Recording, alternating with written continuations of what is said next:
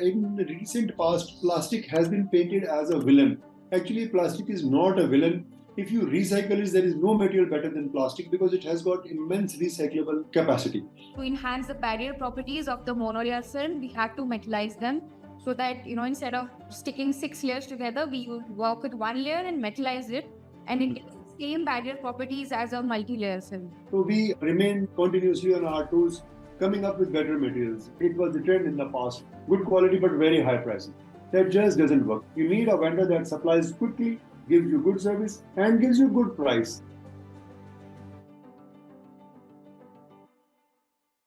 There is phenomenal growth happening in the metallizing industry today. What do you think are some strategies that companies in this industry can do to remain competitive? Actually, phenomenal growth in metallizing has posed a big challenge that margins are under extreme pressure. There is a definite demand in the market, no doubt about that, but there is overcapacity to meet that demand. So it is, like you rightly said, it is very important for companies to stay competitive. Otherwise, many of them will close down just because of the losses. As such, in metallizing, the cost of metallizing is very minuscule. The operation as such is the cost is very minuscule. The major cost is the cost of equipment, the depreciation for that, and the cost of materials going into it, like evaporation boards or aluminum wire or vacuum oils and things like that. The cost of film, once again, is not in the hands of metallizers as such, because the cost of film is determined by major players in this film manufacturers. And the cost of equipment, once again, there is a shortage of equipment. There's still waiting lists, and also metallizers can't do much about it. But they certainly can do about consumables, like, for example, boots or aluminum wire, vacuum oils. So they need to have a vendor that can supply them quickly so that their inventory costs come down. Inventory costs are huge in the industry today. Second important thing is, with the matching quality, with the good quality, the supplier should be able to supply the material at competitive rates. That is the only way metallizer can manage to stay competitive in today's really competitive scenario. You said apart from inventory, they should also manage their prices. Is that what you just said? Yeah, managing the prices is very important. You need to have a vendor that supplies quality, but at the same time, the prices are reasonable prices, not very high prices, like it was the trend in the past. Good quality, but very high pricing. That just doesn't work. I agree. Low prices with low quality won't work either. But good quality and very high prices also won't work. You need a vendor that supplies quickly, gives you good service, and gives you good price, and supplies very good quality at the same time. Right. So, please share insights on how Supervac approaches R&D and innovation. Again, R&D and innovation are some of the buzzwords today, and everybody is wanting to innovate and trying to come up with new things. So, how does Supervac look at this, and what are the new developments in your company? Actually, in about 20 years, I have been associated in this line. I have seen the machines are getting faster. The metallizing machines are getting bigger and bigger. There is a lot of emphasis on productivity to stay competitive. So this line is evolving. So since Supervac supplies all kinds of consumables to metallizing industry, so we remain continuously on our toes, coming up with better materials. Vacuum walls that give faster vacuum, evaporation boots that can metallize high ODs, can work faster, and things like that.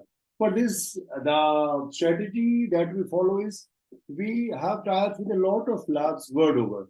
So whenever they come up with some new technology, we buy them and patent it in our name, or we fund some labs also that do research for our company. I'll give you one or two good examples of this R&D that we have done recently. Recently, we came up with Alpha Max evaporation boards using SIP technology. SIP is cold isostatic pressing. So in addition to everything else, we started doing SIP also in the manufacture of evaporation boards. That gave us phenomenal results. The life of evaporation boards is far better. The cost is nearly same as the earlier boards. That was one. And then, like I said in the earlier question, the customer service is very important. So we came up with a portal in which customer interface is possible. Customer, after logging into that portal, can see history of his purchases, at what rate he was buying. He can place an order. He can track his order. He can see what all material with what specification was supplied to him when, and he can plan like this. So it is extremely important. This research and development is extremely important. It is in the DNA of Supervac. Right.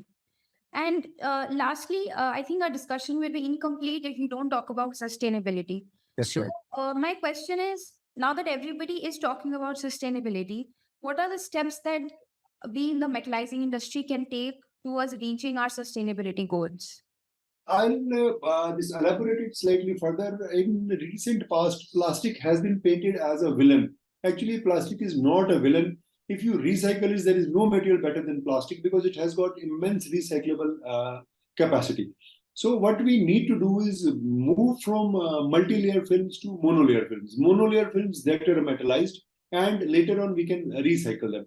This is what everyone will have to do, like it or not, everyone will have to do. But over the long term, metallized film is most easily recyclable, and this is very much doable. So you will have to move from multi-layer to monolayer. That once again means that more metallizers will be opening, because right now there are many applications where plastic films are not metallized, but we sandwich 6 layers to make a compound. That will not be possible in future. Metallizing will increase, and we have to recycle. Right. So for you think that for to enhance the barrier properties of the monolayer film, we have to metallize them so that instead of sticking 6 layers together, we will work with 1 layer and metallize it, and it gets the same barrier properties as a multi-layer film. And later on, we can reuse it, because, like I said, plastic is the best material to be reused. It's not a monster. It's a very good material, can be very easily recycled. Right. Thank you so much. Thank you. Thank you so much. It was my pleasure. Thank you.